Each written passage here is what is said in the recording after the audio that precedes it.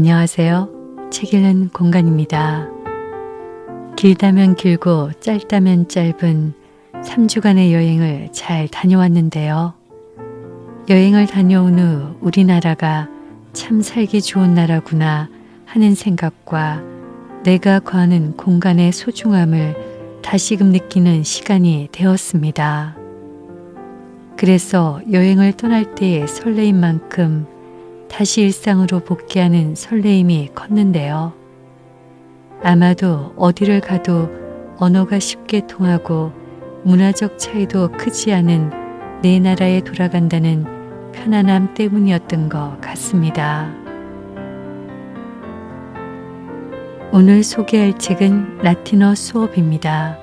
지은이는 한동일, 펴낸 곳은 흐름 출판입니다. 이 책은 한동일 교수가 라틴어에 대해 대학에서 강의했던 내용들을 정리하여 책으로 펴낸 것인데요. 2017년 발매가 된 당시에도 상당히 인기가 있는 책이었는데 지금은 100세를 찍은 기념판이 나오기도 했습니다. 이 책은 라틴어라는 생소하고도 어렵게 느껴지는 언어로 삶을 풀어가는 통찰에 깊은 인상을 받은 책인데요. 라틴어 수업의 강의를 들은 학생들은 이 수업을 통해 자기 자신을 만날 수 있었으며 세상을 바라보는 시야가 넓어졌고 사고의 깊이를 더할 수 있었다고, 또 더 나아가 삶의 전환점이 되었던 강의였다고 말합니다. 이처럼 라틴어 수업은 단순히 라틴어를 배우는데 그치는 것이 아니라 서양 문명의 기원이 되는 라틴어라는 언어 속에 있는 삶의 철학을 깨우치게 하는 수업이었다고 합니다. 한마디로 종합인문 수업으로 학생들에게 인기가 많은 강의였다고 전해집니다. 책의 내용 중 가장 마음에 남는 것은 자신이 잘할 수 있는 것과 잘할 수 없는 것을 정확히 아는 사람이 겸손한 사람이라는 것인데요. 그래서인지 이 책을 다시 읽으면서 유독 나 자신을 관찰하고 들여다보라는 내용에 주목이 되었습니다. 특히 내가 무엇을 하고 싶은지부터 무엇에 관심이 있는지, 심지어 나에게 상처라고 생각되는 부분들을 통해서도 나를 찬찬히 들여다보라고 합니다.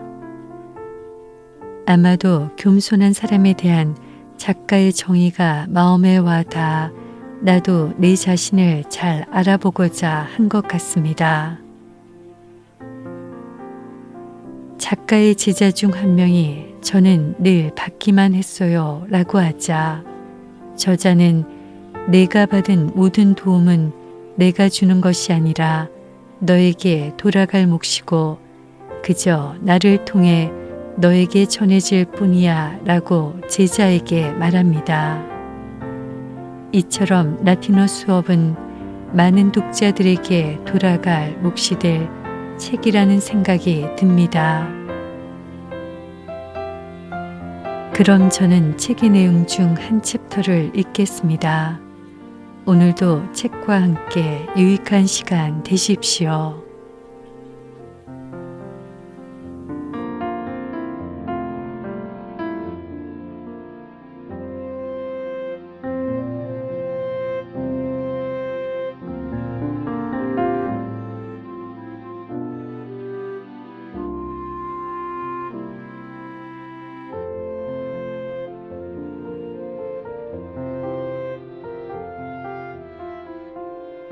이 또한 지나가리라. 저는 아침에 일어나면 오늘은 어떤 공부를 얼마만큼 할 것인가를 생각합니다. 아니, 어젯밤 이미 하루 일과를 마치고 잠자리에 들 때 오늘은 이만큼 했으니 내일은 이만큼 해야겠다는 계산을 해요. 하지만 처음의 결심과 달리 일상은 제가 세운 계획을 이러저러한 이유로 번복하게 합니다. 오늘은 이러니 내일 하자 하고 쉽게 내일로 미뤄버립니다. 그러면서 마냥 마음이 편한 것은 아니지만 다시 한번 그래 내일 하자 하고 마는 것이죠. 오늘 할 일을 내일로 미룬다. 얼핏 생각하기에 이 말은 썩 바람직하지 않아 보입니다. 우리는 늘 오늘 할 일은 오늘 하자라는 말에 익숙해져 있으니까요. 하지만 저는 학생들에게 오늘 할 일 내일로 미루자고 말합니다. 단 미뤄야 하는 일을 미루자는 말입니다. 잠깐 생각해 보세요. 여러분은 어떤 일을 내일로 미루고 싶은가요? 우리가 내일로 미룰 수 있는 일들은 무엇일까요? 만일 누군가가 저에게 미루고 싶은 일이 무엇이냐고 묻는다면 전 주저없이 대답할 거예요. 절망하고 포기하고 싶은 마음을 내일로 미룰 겁니다. 라고요. 뭔가 다들 김 빠진 표정으로 뻔한 소리라고 생각할 것 같습니다. 하지만 전 이런 생각을 해봐요. 오늘 할 공부와 할 일들은 그래 내일 하지 뭐 라고 말하면서 포기하고 싶은 마음, 절망스러운 마음은 왜 내일로 미루지 못할까 하고요. 분노와 같은 부정적인 감정들도 마찬가지입니다. 지금 당장 해결되지 않은 문제임에도 사람들은 그것에 마음이 사로잡혀 힘들어하고 또 힘들어합니다. 인간은 매일 영양분을 섭취해야 살 수 있습니다. 그건 부족해서도 안 되고 넘쳐서도 안 됩니다. 하지만 매일 섭취하고 수용할 수 있는 영양분만 한계치가 있는 것은 아닙니다. 우리가 겪고 받아내야 할 감정도 매일 수용할 수 있는 한계치가 있어요. 하루 분량의 한계를 넘은 감정은 내일로 넘길 수밖에 없죠. 전 그런 많은 부정적인 감정들 중에서도 절망과 포기하고 싶은 마음을 맨 앞에 둡니다. 또 누군가에게는 오늘의 분노가 더 크기도 할 겁니다. 신약 성서 마테오 복음 6장 34절에 이런 말이 있습니다. 그러므로 내일 일은 걱정하지 마라. 내일 걱정은 내일에 맡겨라. 하루의 괴로움은 그날에 겪는 것만으로도 충분하다. 마테오는 신앙의 삶이 실현되면 인간이 내일의 근심으로부터 해방되어 오늘을 자신 있게 살아갈 수 있을 것이라고 이해했습니다. 기본적으로 삶을 선물로 받아들이는 믿음 안에서 살아야 내일 일을 걱정하지 않을 것이라고 생각했어요. 물론 이러한 해석은 어디까지나 성서적인 해석입니다. 제가 보기에 이 문장은 하루의 고통을 감내할 수 있는 인간의 임계치를 드러내주는 말 같아요. 인간은 하루에 자신이 수용할 수 있는 감정의 한계치를 넘으면 교묘하게 그 감정을 내일로 넘겨야 합니다. 하지만 현실적으로 쉽지 않습니다. 무엇 하나에 꽂히면 하루 종일 온통 그 생각뿐이고 잠도 잘 이루지 못해요. 하지만 우리가 오늘 할 일을 내일로 연기하듯이 매일매일 부정적인 마음도 늘 그 다음 날로 연기한다면 어떨까요? 절망, 지금 당장이라도 포기하고 싶은 마음, 누군가에 대한 분노와 같은 것들을 내일로 미룬다면요. 한 사람의 책꽂이에 꽂힌 책은 그 사람을 말해주는 단서라고들 합니다.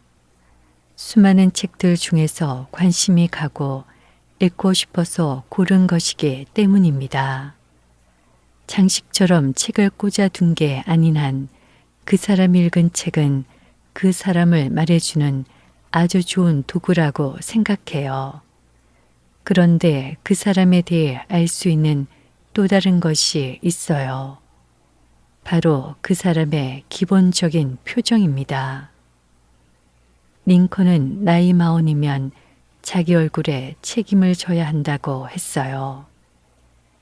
그게 무슨 말이냐면 그 사람의 기본적인 성정과 감정들이 쌓여서 마흔이 되면 얼굴에 고스란히 드러난다는 뜻이에요. 화가 많고 부정적인 사람의 인상과 평소에 잘 웃고 삶이 긍정적인 사람들의 얼굴은 달라요. 그래서 저는 학생들에게 쉽지만 어려운 숙제를 가끔 내줍니다. 특별한 것은 없어요. 아침에 일어나 세수하러 갔을 때 세면대 위 거울 속에 서 있는 자신을 향해서 웃으라는 겁니다. 여러분도 한번 해보세요.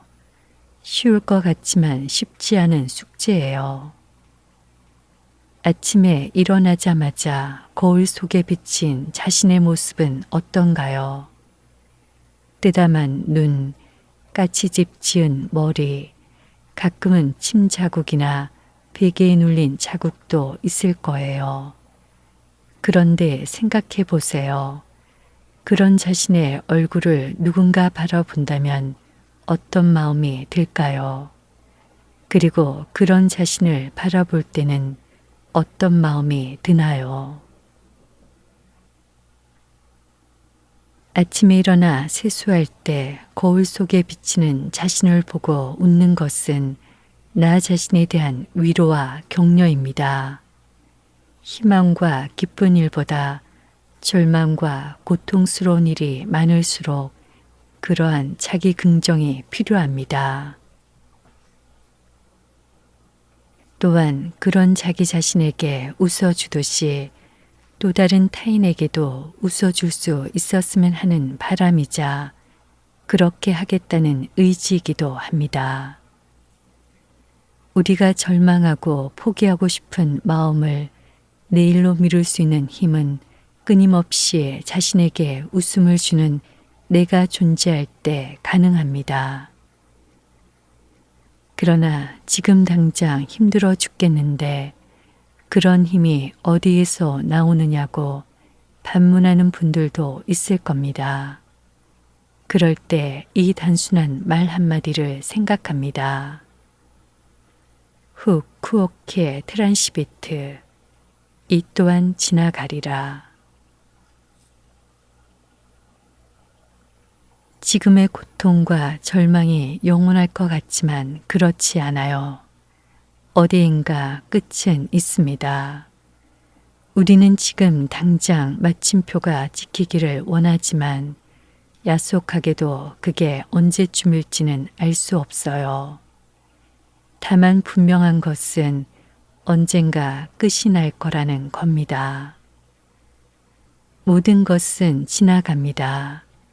그러니 오늘의 절망을 지금 당장 주저앉거나 도망치고 싶은 마음을 끝모를 분노를 내일로 잠시 미뤄두는 겁니다. 그러다 보면 어느 순간에 나를 괴롭혔던 그 순간이 그 일들이 지나가고 있음을 지나가 버렸음을 알게 될 겁니다. 우리가 한 가지 더 기억할 것은 그 말 그대로 기쁘고 좋은 일도 머물지 않고 지나간다는 것입니다. 그렇게 생각하면 허망하죠. 하지만 그게 인생입니다. 1242년 이규보가 동국이상국집에서 부처님 말씀에 본래 얻고 잃은 것은 없고 잠시 머물 뿐이라 했습니다. 불가에서 완전이란 없어요. 진정한 완전이란 완전의 상태에 머물지 않는 것입니다. 우리의 인생도 웃고 울 일들이 일어나고 또 지나가고 그렇게 반복해 가는 것일 겁니다. 완전이란 이미 이루어진 상태가 아니라 시시각각 새로운 창조다라는 말은 그래서 생각해 볼 만합니다. 그래서 가장 좋은 것은 기쁘고 행복한 그 순간에는 최대한 기뻐하고 행복을 누리되 그것이 지나갈 때 그걸 당연하게 받아들이는 겁니다. 그리고 언젠가 다시 돌아와 웃을 수 있는 순간을 위해 지금을 살면 됩니다. 힘든 순간에는 절망과 포기하고 싶은 마음을, 분노를 잠시 내일로 미뤄두는 겁니다. 그 순간들이 지나가기를 기다려 보는 것이죠. 세상에 지나가지 않는 것이 무엇이고 변하지 않는 것이 무엇이겠습니까? 모든 것은 지나가고 우리는 죽은 자가 간절히 바란 내일이었을 오늘을 살고 있습니다. 지나가는 것들에 매이지 마세요. 우리조차도 유구한 시간 속에서 잠시 머물다 갈 뿐입니다.